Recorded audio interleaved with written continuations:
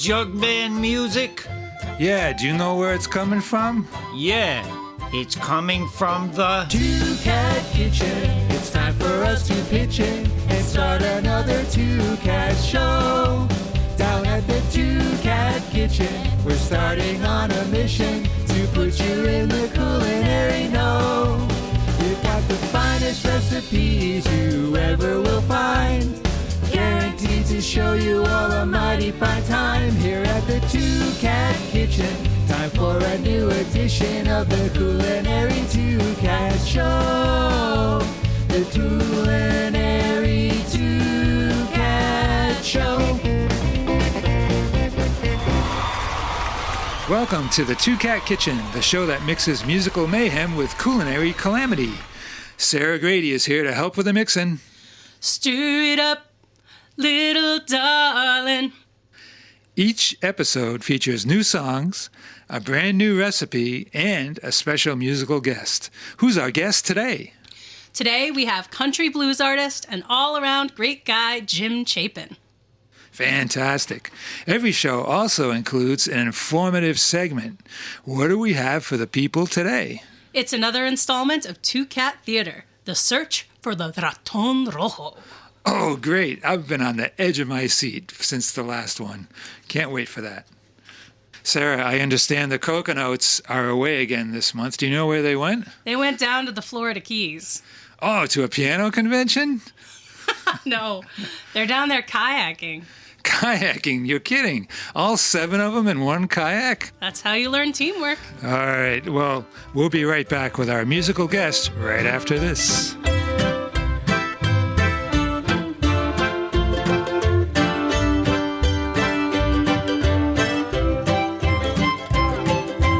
Some people say Coke's out of style. Do needles all the while. Hey, hey, honey, take a whip on me. Well, take a little Coke to give me ease. Strut your stuff long as you please. Hey, hey, honey, take a whip on me. Take a whip, take a whip, take a whip on me. Hey, babe, take a whip on me. Hey, hey, honey, take a whip on me.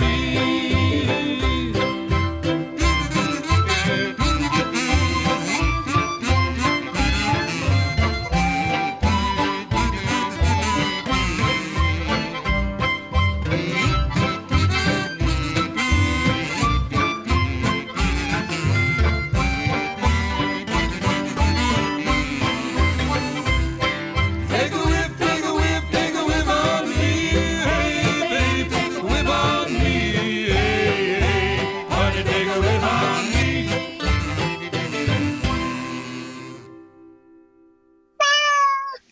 We're back at the Two Cat Kitchen, and we're here with our musical guest, Jim Chapin. Jim, thanks for joining us here on the kitchen. Great, Thank you. Great to have Good you to be here. on the Two Cat Kitchen. Yeah. So tell us, Jim is a country blues guitarist, vocalist. That's kind of your main music it's genre. my comfort zone. Yeah, there you go. Yeah. And so what have you been up to lately, musically speaking? Playing in my living room. That's great. Been doing a lot of playing in the living room. Yeah. A little bit of a hiatus right now. Yeah, that's nice. Yeah. And so just working on tunes, working on a lot of new stuff. Yeah. I recently retired. Oh. Been retired for a year. So one of the things I've gotten to do in retirement is really get back into my guitar. Yeah. And I used to... it reminds me of being back when I was like 15 or 16. And that's pretty much all I did. Play the guitar. Yeah. Hang out on the corner, play the guitar. And now I have the time to get back to that. And it still feels just as interesting and exciting. Yeah, that's great. And so what did you retired? What were you doing for work before that? I was working at Brown Oh. Brown University, and I was a bookbinder there for about 20 years. And I finished my time there in the mail service as a mailman. No kidding. Last 15 years, I was delivering books and mail for Brown. Wow. Yeah. So a bookbinder, that's really interesting. Bookbinder, yeah. That's something that you don't hear a lot about. No, So you would just, like, books would get damaged, probably? Or? Mostly worked on general collections, keeping books in the stacks usable. Yeah. But I also did an apprenticeship during that time where I worked with Dan Knowlton, old school bookbinder who did the gold lettering and tooling and the leather bindings and everything. Really? So yeah, during those like 20 years, I got a pretty good education in bookbinding and preservation, and I'm still doing it on the side a little bit. Wow, That's the other thing I'm doing. Yeah. Wow, that's great. Old school stuff. Yeah. Yeah, and it's still done today as it was 100 years ago, just like the music I play. Yeah. That's great. Yeah. Wow. That's a great career to have, I think. So, but anyway, and so musically, like you said, a little bit of a hiatus. Now I know you play with a jug band as well. Can you tell us a little bit about that? Yeah. The jug band was called the KC Moaners, which got that name after the tune by the Memphis Jug Band called KC Moan. Yeah. So we became the KC Moaners, and that's a great name, I must say. Oh, thank you. Yeah, yeah. And we had about 5 guys. You know, some guys came and went, but we really tried to do the tunes as close as we could to the material that was done like back in the 20s and 30s down in Memphis by Cannon's Jug Stompers, Memphis Jug Band. Yeah. That type stuff. Yeah. And the thing about, I mean, I think our listeners are a little bit familiar about jug band music because one of our past episodes was with the Flying Fingers Jug Band. And, yeah. They're based down in New York. We had one of their members on, and we talked about it a little bit. But just to refresh people's memories, jug bands were kind of popular music way back in the day, right? Yeah, maybe in the back. 1920s or so, you think? Well, really, I think 1890s. Oh, okay. And the heyday was maybe 30s, 1930. Okay. When it sort of, kind of, lapsed. Yeah. But a lot of it was, I think, people playing music with instruments that they improvised, like improvised instruments. Right. To some extent. Yeah. A lot of homemade instruments, wash tubs, washboards, jug, of course. Yeah. Which, we had all those instruments in our band. I know. I saw you guys a couple of times. Great Yeah. band and really fantastic. Great. It's a lot of fun. Yeah. And authentic instruments. Yeah.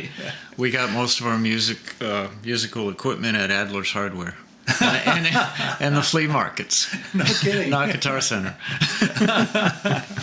That's so great. Yeah. And we'll be hearing excerpts and maybe a song or two from the KC Moaners Jug Band during this episode.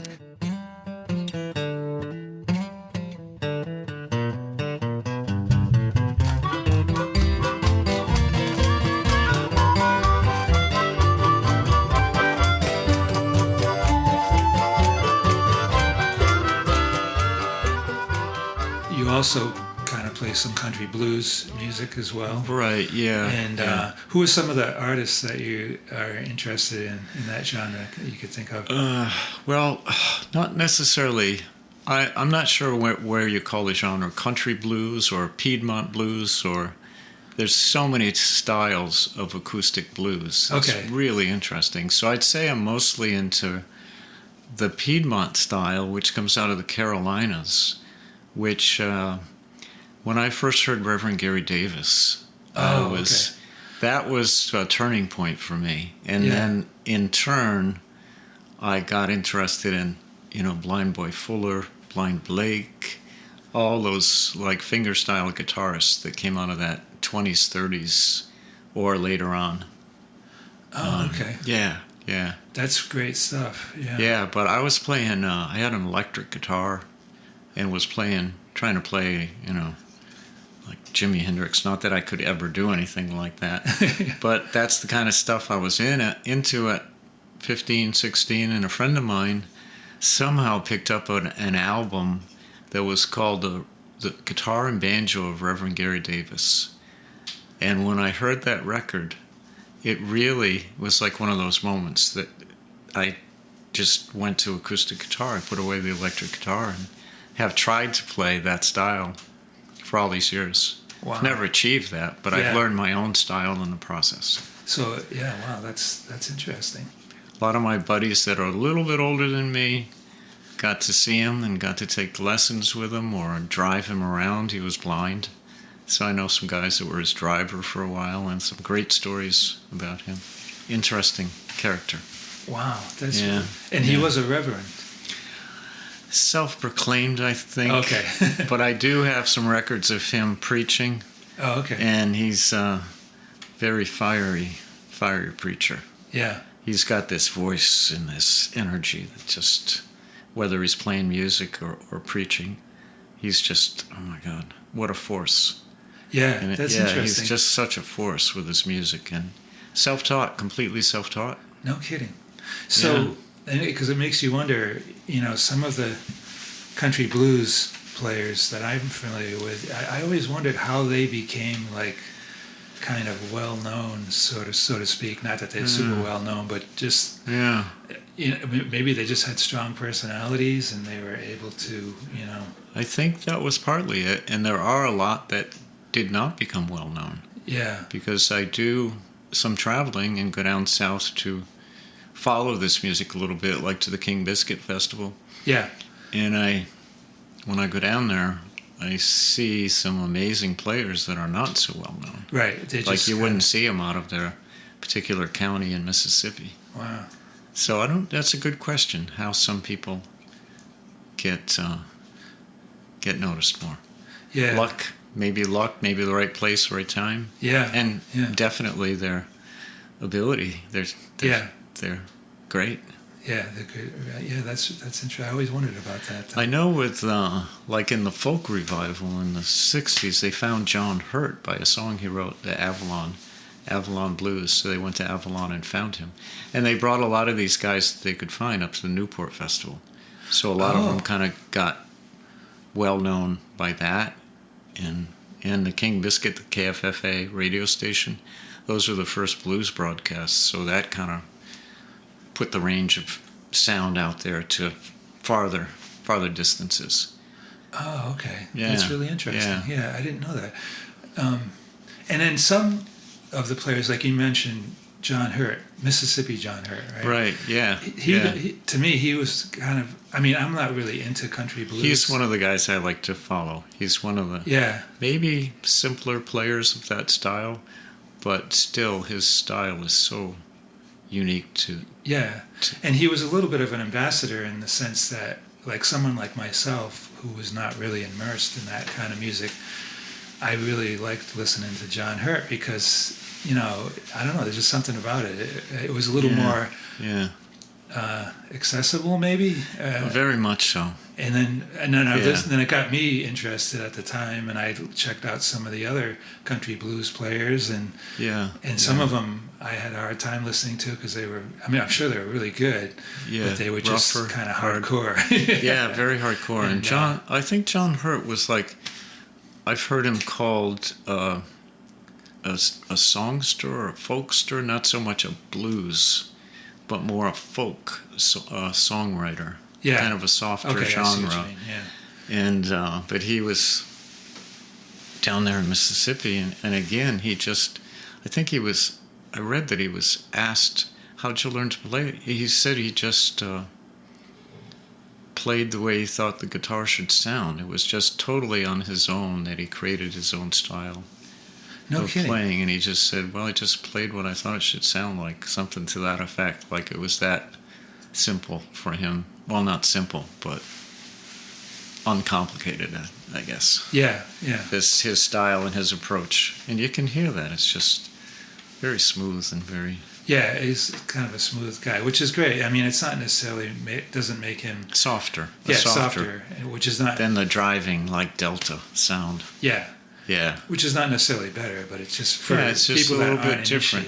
Initiated. Yeah. It's a little easier to listen to. But, that's really interesting. Well, we're going to take a quick break here. We'll be right back.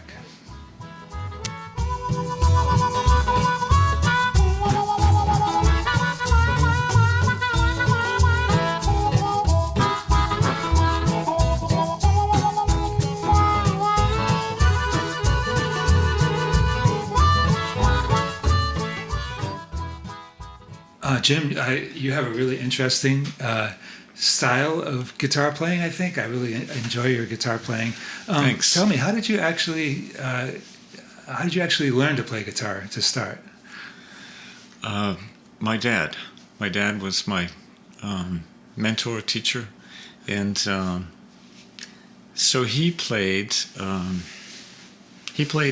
mostly country music and pop music from like the 40s era, 40s, 50s. So, and I came from a musical family. So, and of three kids, I was the one who took to it. You know, it's funny how I have an older brother and sister. My sister used to love to sing, but she didn't really. She played guitar well enough to accompany her voice, and but I don't know why.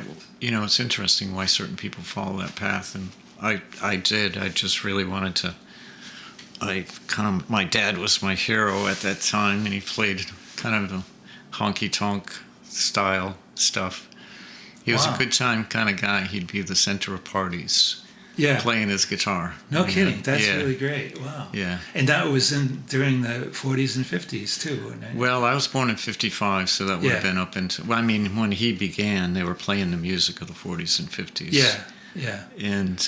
That's really... Yeah, but my first recollection was being a little kid, and I remember the song Red, Red Robin. He would play that to me, and I was...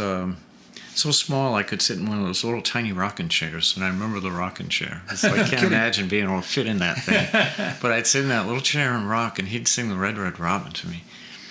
And so that was like a popular song back in the day. Yeah, those were those. And at that era, the music was just so different. It was just really warm and. Songs that were a little bit sappy, I guess, but you know, in that time, but they were really beautiful songs and beautiful melodies. And just light songs, like love songs. And, they might seem sappy now, but now back then they probably weren't. Yeah. So, that was my first introduction to music, and. I had cousins. We had an Uncle Eddie, and we would have these family music gatherings that I'll really never forget. Uncle Eddie lived in next to an apple orchard, so we had a house surrounded by apple trees, and all the generations of the family would show up there in the springtime festival or backyard picnic at Uncle Eddie's, and the older folks would be in the back playing. Like the old time country music, and my cousin Court played banjo, and some of the younger guys would be in front playing this edgy bluegrass music. It seemed like cutting edge at the time. So I hung out.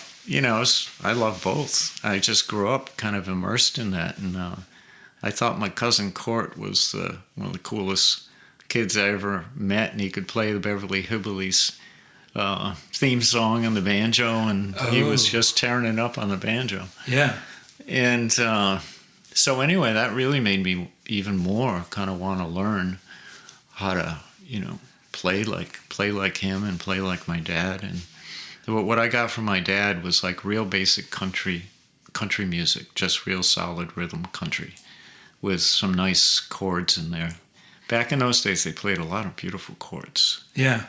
These, like passing chords and stuff, and they weren't jazz guys at all. Yeah, they were all self-taught, but somehow they knew these really nice jazz chords. And that was one of my favorite memories with my dad.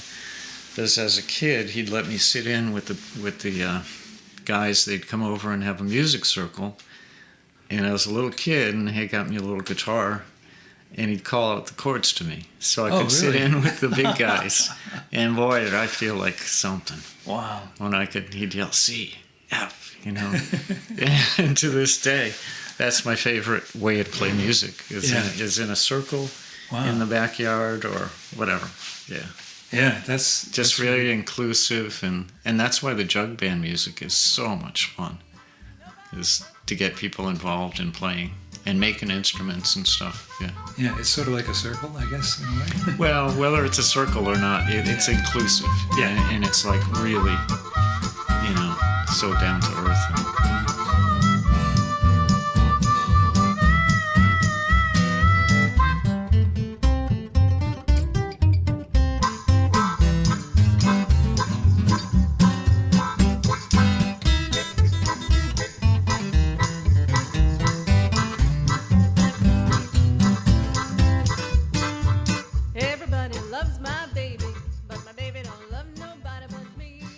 So, Jim, you have a song for us. What are you going to do? Sure, yeah. Since we talked about John Hurt a little bit, Mississippi John Hurt, I thought I'd do one of his tunes called My Creole Belle. Oh, great tune. Yeah? Great. Okay. All right. All right. Here we go.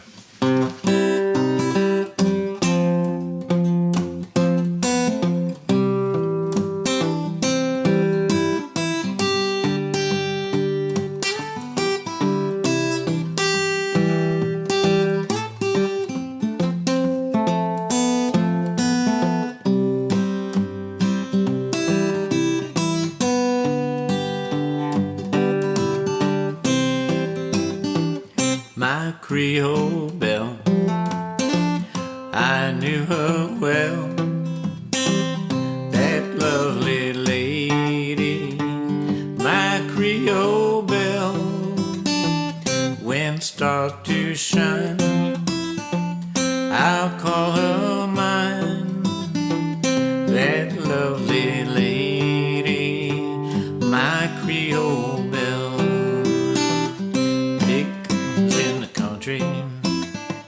With garden out back, blues on the Victrola, what do you think of that? Red rooster says, cock-a-doodle-doo. Rich learning says, any-doodle-doo. Beauty old Belle, I knew her well, that lovely lady, a Creole Belle. When stars do shine, well, I'll call her mine, that lovely lady, my Creole Belle.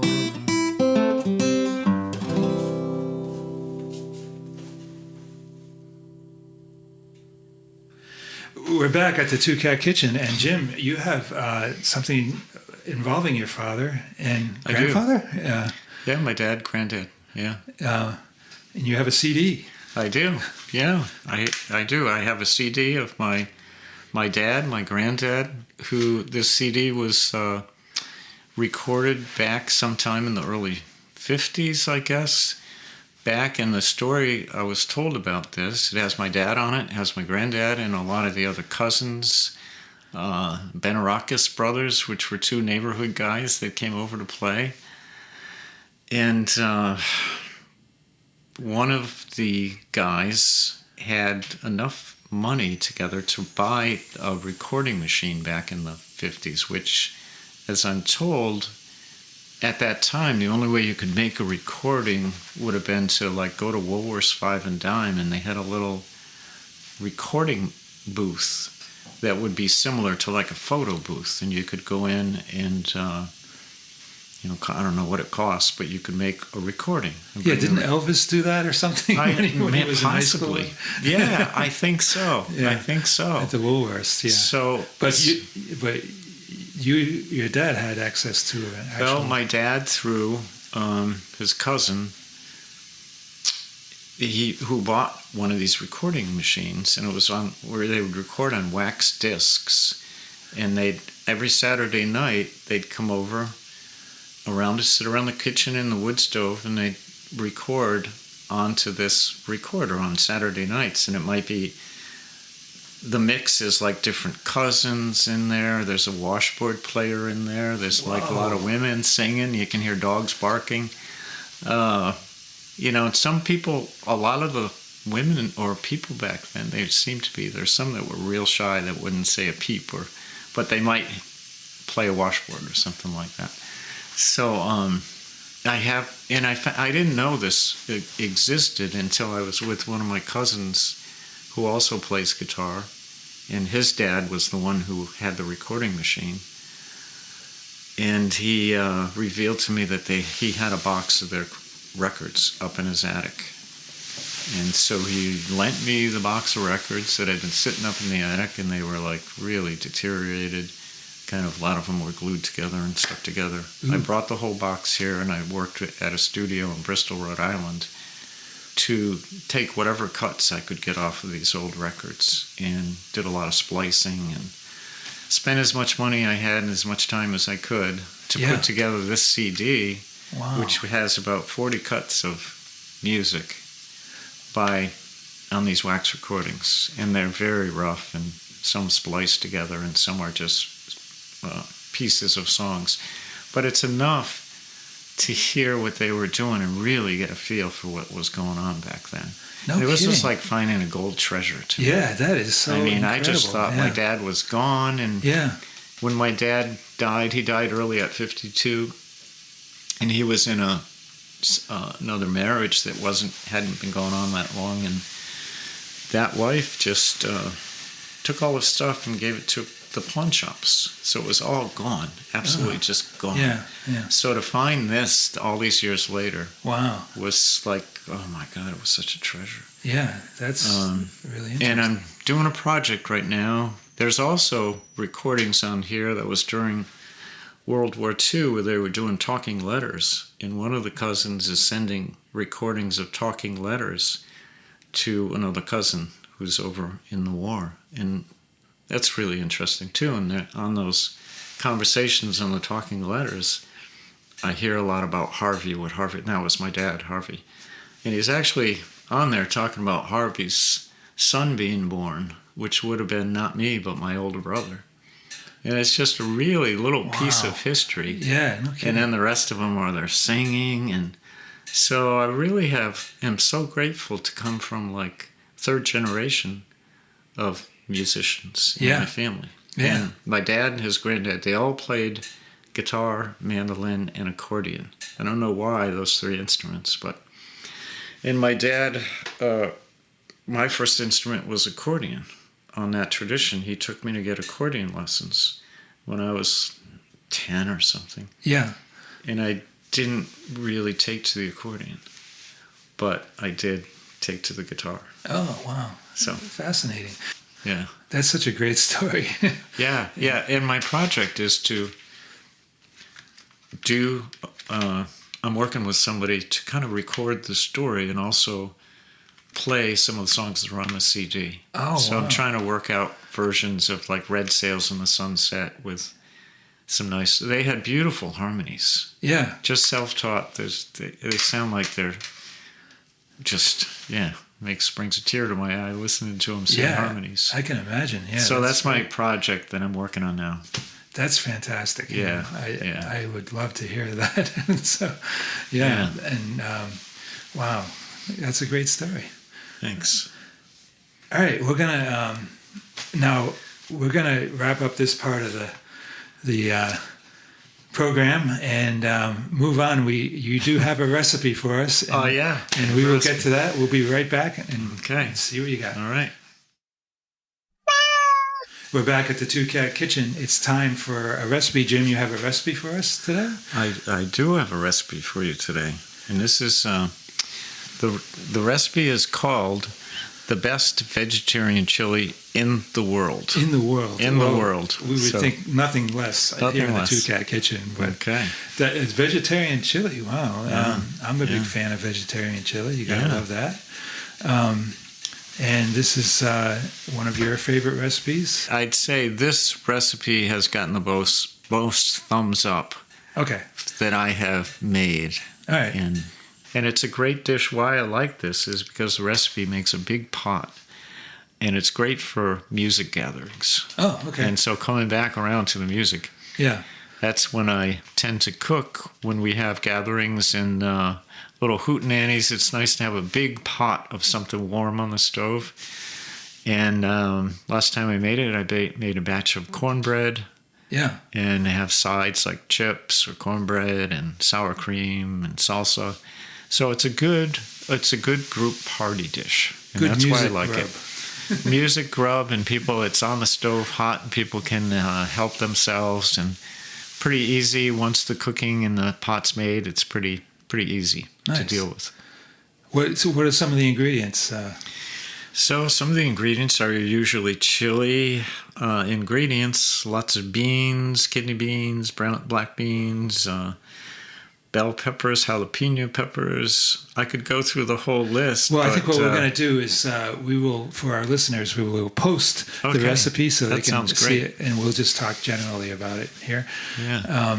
And I think one of the so definitely beans and the meat, the soy, The soy crumblers. meat. Yeah, Yeah. and what are the beans again? Because I know I'm always wondering about beans and let's see. chili. Garbanzo beans, black beans, kidney beans, some whole kernel corn, So 3 bean chili, 3 beans, yep, chili peppers. chili peppers, got to have that. What are some of the spices that we have in this? Let's see, okay, the spices. We have cumin, oregano,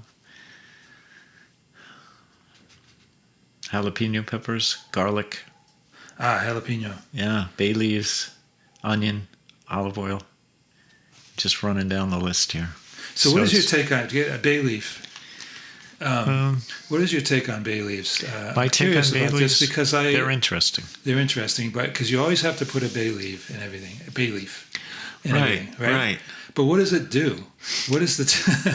That's a really good question. But one thing it I does. could not describe the taste of a bay leaf. You know what it does? Yeah. It impresses people. Oh, okay. Because people comment on that. Oh, this is real chili. It's got a bay leaf in it. And Okay. Like it makes it seem like they think you know what you're doing here. I think you might have hit throw the a nail on bay- the head here. If you throw a bay leaf in. Yeah, because my question Because- is, and I've asked a number of people this, and I haven't gotten a good answer. But if you didn't put the bay leaf in, what would be the difference? I don't think know. You would be able to I tell don't the know. difference. That's a very good question. I wonder if there was like a bay leaf marketing effort at one point. Well- that bay leaf farmers all got together and said, "We have to promote our product." If you left the bay leaf out, it probably wouldn't be labeled as the best vegetarian chili in the world. It's It got to might- have the bay leaf to be the Okay. best in the world. That's a good point, and it would probably be the almost the best. almost best. Yeah. Okay, well that's good to know. And the jalapeno gives it some heat. Is there any other heat? And it's not too spicy, which I found a lot of people. Some people really like spicy chili, and you can moderate with how much chili powder you put in and stuff. But this is not a really, really hot chili, spicy hot. Okay. And it seemed like people kind of liked that too, at least Nice. at my music party. That's great. They're more mild tasting. Nice. Taste Yeah, people. and how long does it take to make? Just so we know. So we will have a list of the ingredients. people Well, can look it at. takes me longer than it would probably take somebody more comfortable in the kitchen. It's about an hour to cook, let it cook. And for me, it says 15 minutes to prepare, but it took me at least 40 minutes to prepare, cutting everything. Okay. Yeah, So about 40, 45 a couple minutes. hours. Yeah. And does it have to cook for? Yeah, it cooks about 45 minutes. Okay. And it does make a lot, and you can freeze it. So it's always good to freeze some and take it out a week or two later. Yeah. After you haven't had it for a while. I bet. Yeah, it warmed up chili, leftover chili. So always Yeah, it's good. great, especially this time of year. And it's not something you want to eat every week or every day. So Yeah. once in a while at a music party, it's really a good dish. That sounds excellent. Yeah. Well, thanks for providing that recipe to Okay. us and talking My us through pleasure. it a little bit and shedding. And I think you kind of answered the bay leaf question for me. I hope so. Now I have the question in my mind. I'll be asking that question. Okay, sounds good.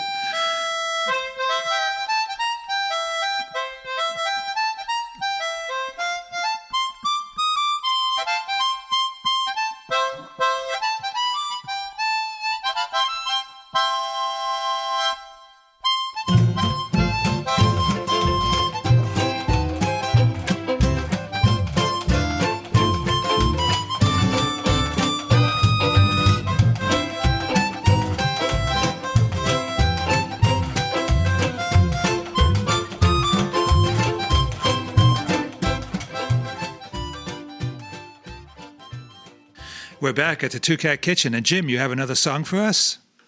Yeah, I'm going to try an old Merle Travis song that would have been done at the old prayer meetings.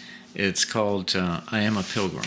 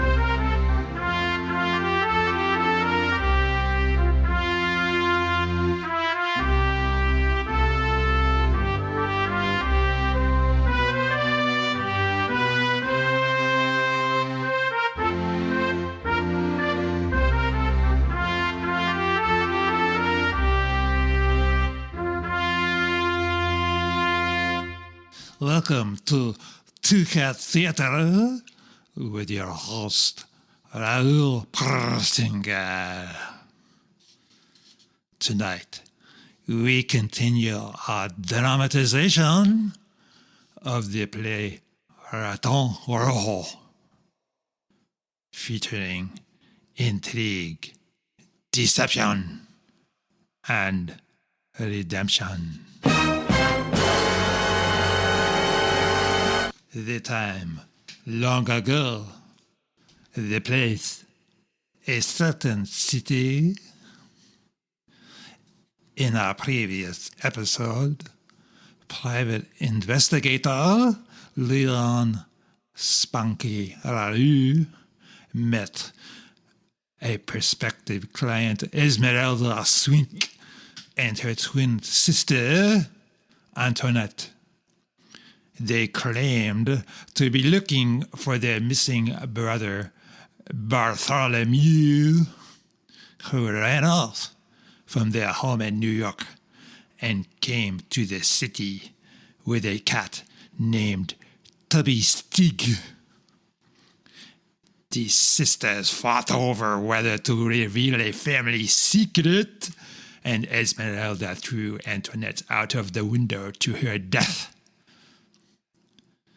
Later that night, the police informed Spanky that a body had been found outside of his building.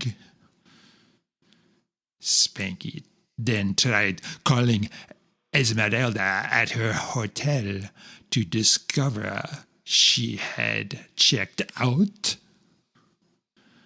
Back at his apartment, he was grilled by police detective Pepe Colors and Lieutenant Bibi, who told him that Tubby was murdered the same evening. Bibi suggested that Spanky had the opportunity and the motive to kill Tubby, who likely killed Antoinette.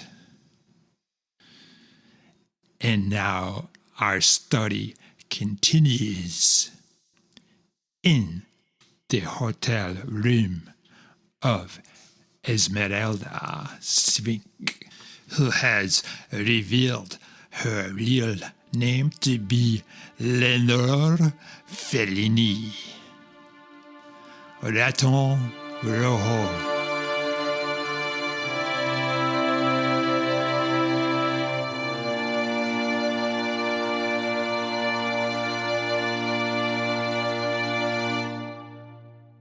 Not sure I'm happy to see you again.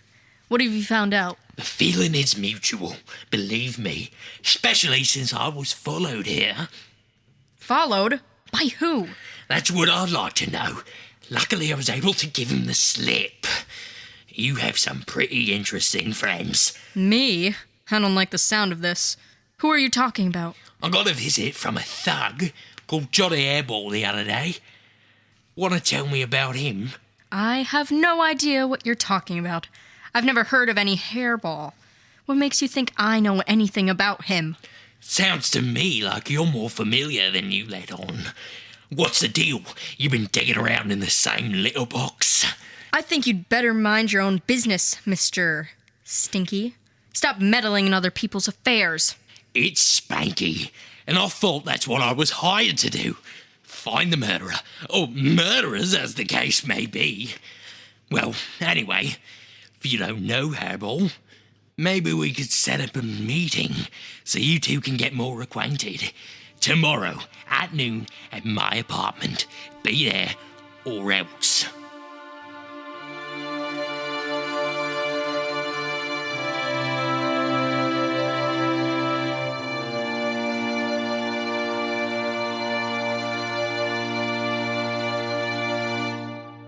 High noon in Spanky's apartment. All right, I'm here and it's noon. Where is this cat I've heard so much about? I'm glad you came to your senses and decided to show up. I almost didn't, thanks to your directions. Take a left at the laundromat. Do you know how many laundromats there are in this city? I was going around in circles. All right, hold on, I'm coming. There he is, cat of the hour. Lenore, I think you know Senor Hairball. Or do you need a more formal introduction? Cut the catnip, Spunky. Pleased to meet you, Miss Fellini. Or is it Swink? Whatever you're selling, Hairball, I'm not buying it. So why don't you just move along? Pleased to see you too, I'm sure. And you might be interested in what I've got to say. Leave me alone. It's just that a certain mutual acquaintance is in town. I'm sure you remember the fat cat. The fat cat is here? You heard me right. And he was asking about you. Who is this fat cat? Somebody I should know about. No, he must be mistaken. I've never heard of him. Why would I know anyone named Fat Cat? All this has nothing to do with me. Is he really here? Sounds like you struck a nerve, Hairball. Yeah, struck a nerve all right. And I think Miss Swink here, or whatever she's calling herself, best tread lightly around the fat cat. If you know what I mean. You too, Spunky. It's Spanky. Nobody tells me what to do, especially not a stray like you, Babble. Have it your way. I just wouldn't want to be in either of your shoes if you have to cross the fat cat. Wait a minute, Hairball. Where can we find this fat cat? I have a few questions I'd like to ask him. Oh, don't worry. He'll find you, I'm sure. Care to explain what's going on there, Miss Fellini? It's about time you came clean. I got no idea what you're talking about. I've never seen or heard of either of those two before. And I have to get going. I dropped off my laundry on the way over here. Suit yourself. But you're not making my job any easier. Guess I'm gonna have to get to the bottom of this on my own. Where can I find this fat cat? How should I know? But you could try the Casa de Coco Hotel. Aha! So you do know more about this fat cat than you're letting on. No! It's just a guess. Good luck, though. He usually has a couple of flunkies as bodyguards. I can handle that. You run off and get your laundry. Meanwhile, I'll see what I can find out. Now, ain't this a fine kettle of fish?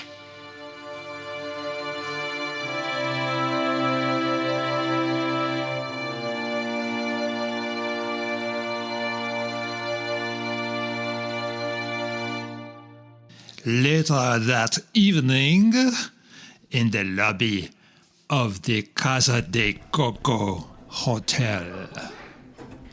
Well, this place is a cat's meow. The fat cat must be doing pretty well for himself. Wait, who do we have here?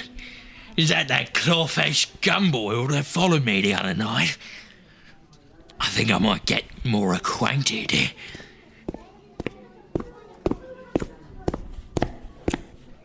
Keep looking ahead, you Mouser, and let me in on a secret of why you're here. Ah, Senor Spanky. Knew you'd show up eventually. Quit the small talk and start spilling. You know, meeting you, Spunky, reminds me that light travels faster than sound, which is the reason that some people appear bright before you hear them speak. Put a lid on it. And if I'm not mistaken, you're the cat who tailed me the other night. So tell me, what's your game? Don't worry, Spooky. The last thing I want to do is hurt you, but it's still on the list. At the moment, I'm just keeping an eye on you for my boss, who has the pleasure of your company in his suite, which just happens to be upstairs. Is that so? And does your boss just so happen to be the fat cat? That certainly is a possibility. You know, my boss may have schizophrenia, but he's good people. So you better come with me and find out. And what if I don't? You know, Spunky, my therapist says I have a preoccupation for revenge. We'll see about that. Well, ain't that a fine kettle of fish?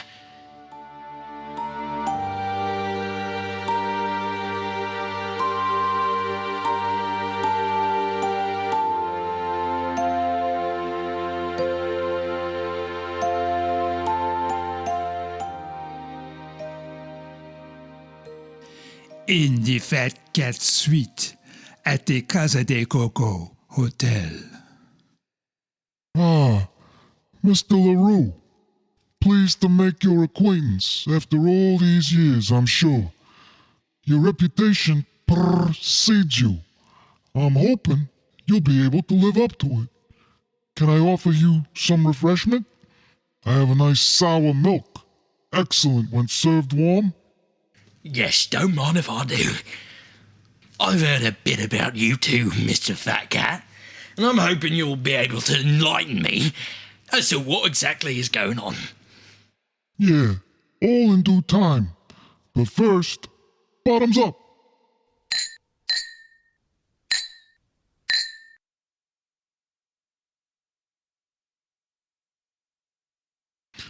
I'm sure you're curious why I'm having you followed. And to be honest, it was more out of curiosity. Want to know how much you know of the quest upon which we find ourselves.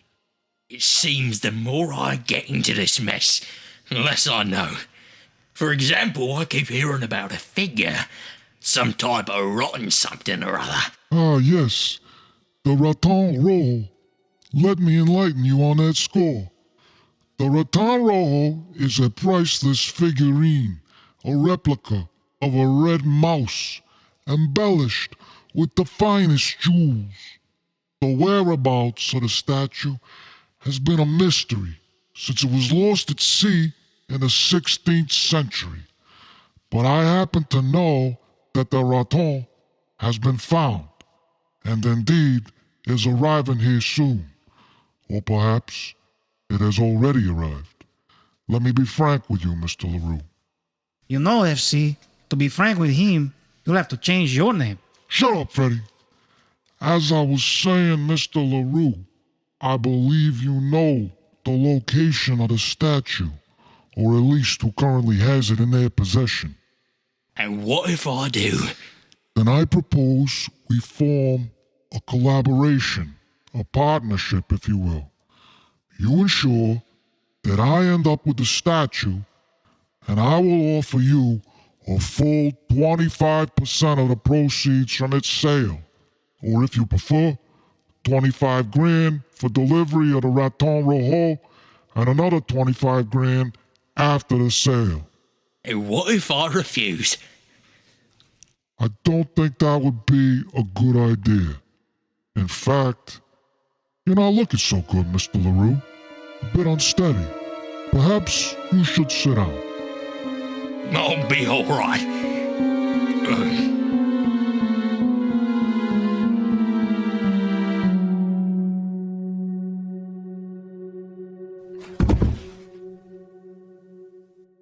Search his pockets, Freddy. He must have something on him that can lead us to the statue. Nothing that I can find, boss. Just some old lottery tickets. Never mind. We'll search his office. Come on. Let's get going. There's no time to waste.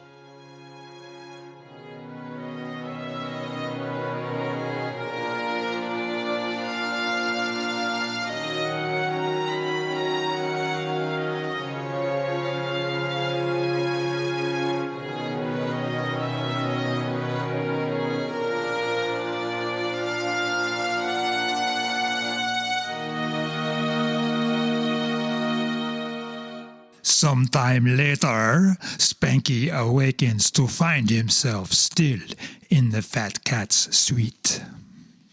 Oh, where am I? Ah, now I remember. They must have put me under with some kind of knockout potion. Well, as long as I'm here, I might as well look around.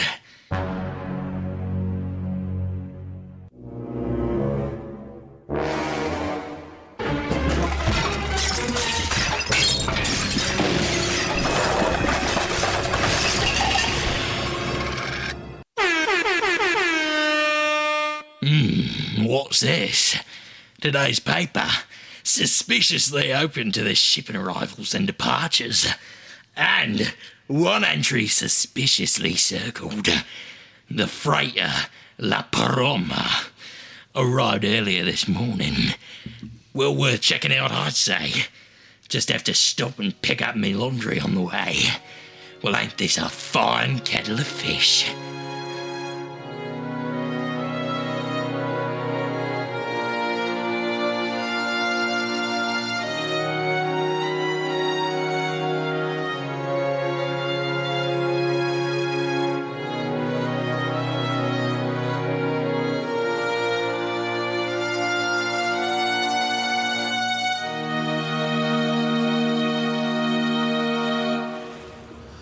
Our story continues down at the docks. 12, 28, 23. Ah, there it is. Pier 17. Yikes, what's going on?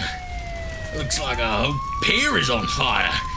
Or is it? La Paroma. The freight is on fire. Excuse me, officer, what's going on? What are you, a wise guy? The ship's on fire, obviously. Looks like it'll be a total loss. So how'd it happen? Some kind of accident? Heard it might be intentional. Arson.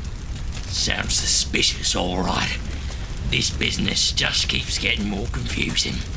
Guess I better get back to the office and start figuring things out.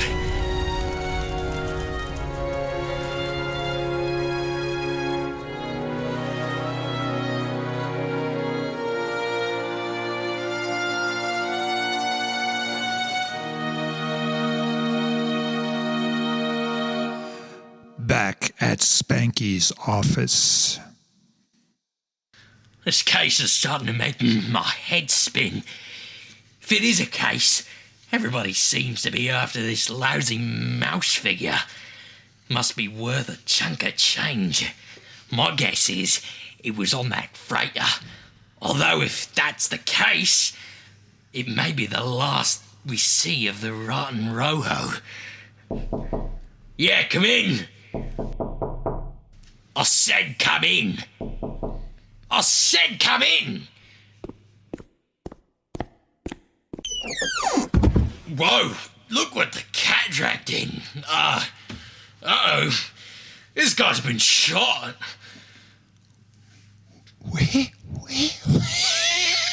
Yes, I can hear what you're whispering.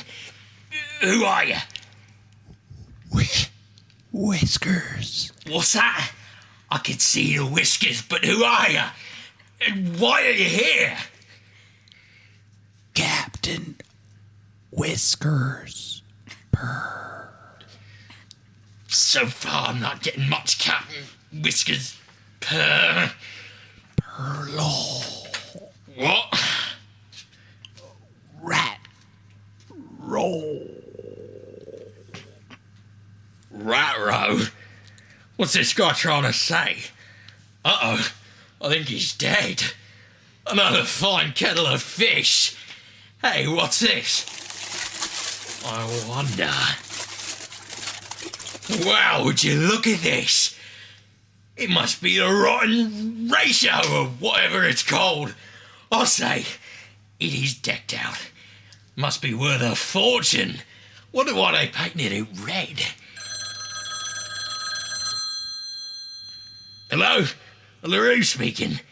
Hello, who is this? Need to go.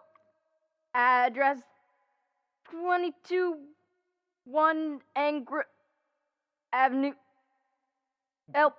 What's that again? 2221 Angora Avenue.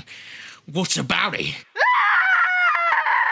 Ouch! Give a guy some warning before you let it rip. Hello? Is anyone there? She hung up. Guess I better head down there. I will say things are getting busier than a three-legged cat in a dry sandbox.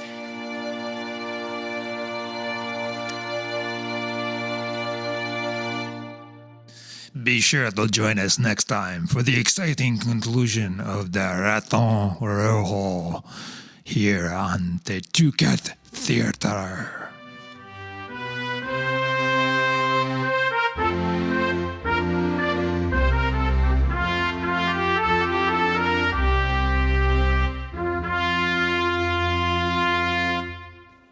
That's all we have time for in this episode of the Two Cat Kitchen. We'd like to thank our musical guest, Jim Chapin. And the KC Moaners Jug Band. I'm Rick McKinney. And I'm Sarah Grady. Join us next time right here at the Two Cat Kitchen. The culinary Two